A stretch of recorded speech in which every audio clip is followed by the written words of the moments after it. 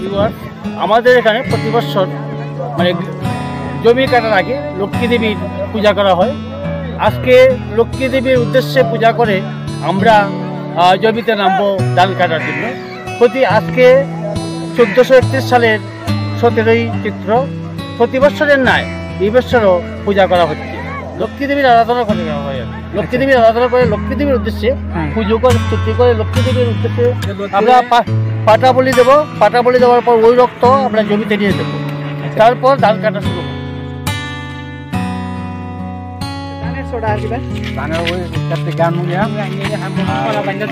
গুড়ির মাঝে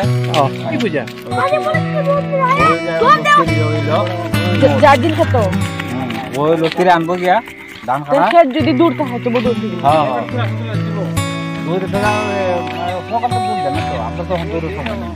তো বাচ্চারা তোমার মতো যারা এরা আগে আগে লুইতে দেবো কাজ করে গেল মানে লক্ষ্মীরে আগে আনতো ঘরের ভিতরে।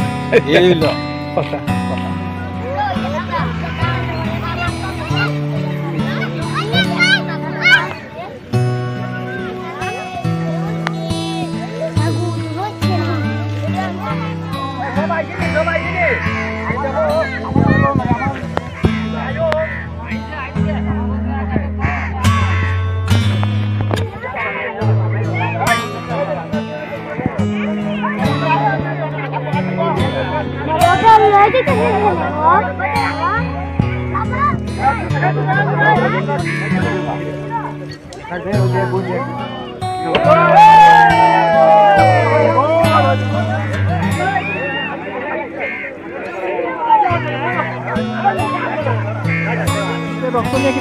রক্ত নিয়ে খেতে যাবে জমিতে নিয়ে এই রক্তটা জমিতে থেকে তারপর ধান কাটা শুরু হবে।